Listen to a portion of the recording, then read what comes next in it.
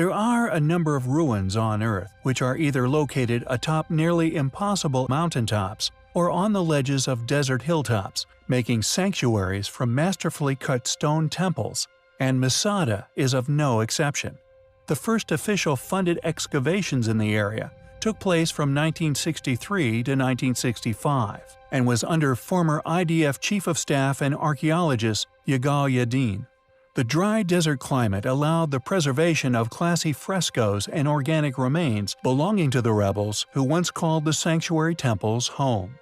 However, it has long been claimed that the archaeological team were not given full access to the site and have repeatedly noted that they are aware of the site's secret underground layers, yet were not able to fully explore it during the 60s. However, recent changes to attitudes toward historic sites has secured funding for a full exploration of these as yet unexplored underground tunnels.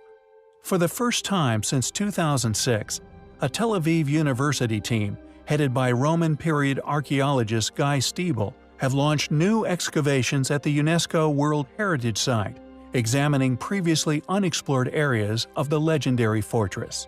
Quote, "This is the next generation," Stiebel told The Times, adding that his team planned to excavate new sections of the dwellings, as well as a garden constructed by Herod. He further noted, quote, "Our intention is to further explore a mysterious underground structure that was detected in the earliest aerial photographs of the site in the 1920s. Yet, alas, the building's underground layers have remained unexplored." Dr. Stiebel, intriguingly, although seemingly aware of the void's existence, was reluctant to label its past uses, stated that it was possibly used as a hideout or escape route during the Siege of Masada, although he made it clear that he is unsure at the moment of the original purpose of the underground systems. Dr. Stiebel exclaimed his excitement to return to the site after an 11-year absence in statements to the media, quote, "A lifetime would not suffice to get a glimpse of all the hidden beauties of Masada. Its magic is not just in the equipment, it is also in small things." End quote. Even though several experts believe that more than 95% of Masada's total size has already been explored, Stiebel believes that its core is yet to be discovered.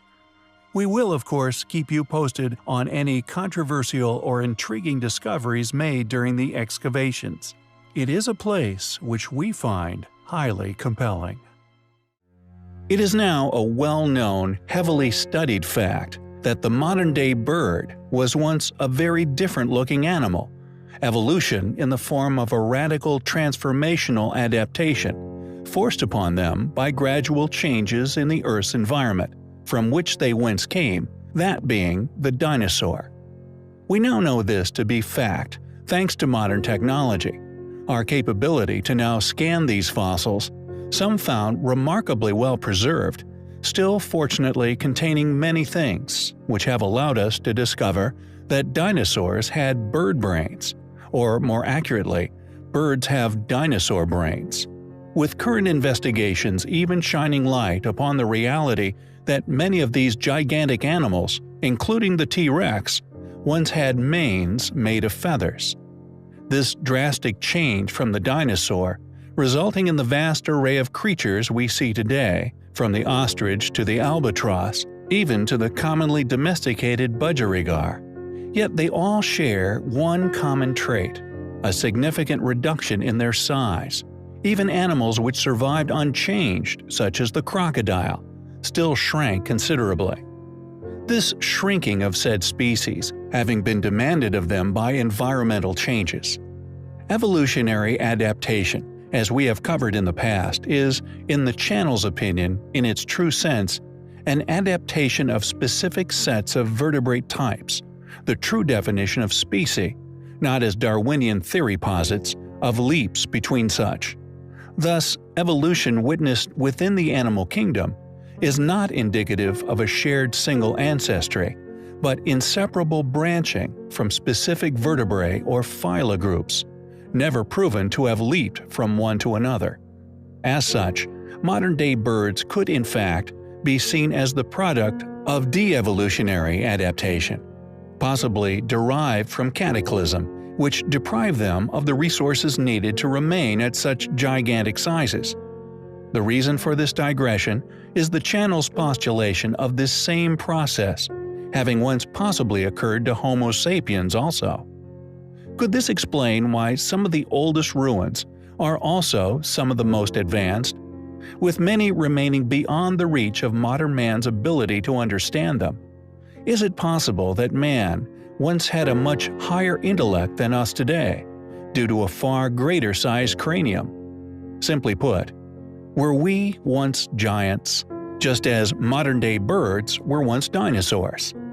Legends and accounts of ancient giants can be found all over the world, also featuring in many ancient religious teachings.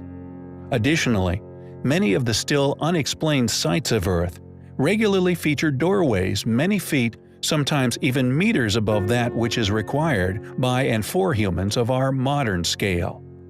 The Terracotta Army, for example, is believed by many independent researchers, including Mystery History, to have been made by a lost civilization, and their average height, intriguingly, is much taller than modern man. Many accounts exist of giants, which share similar descriptive characteristics: red hair, double-rowed teeth, elongated skulls, etc.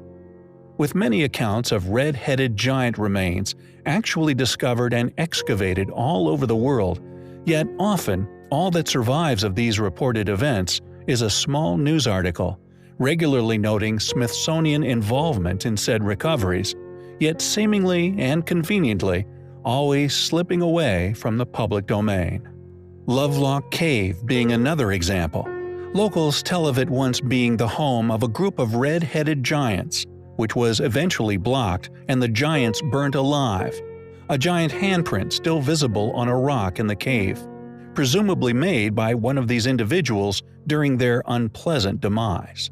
Yet what has to be the most compelling piece of evidence, fortunately still in view to suggest giants did indeed once exist, are footprints found all over the globe, once laid down upon sediment, now fossilized into solid stone. These footprints range in size up to a few meters in length, indicating that humans, at some point in the distant past, may have been even larger than many dinosaur species. We find the evidence to support the hypothesis of giant ancient humans highly compelling.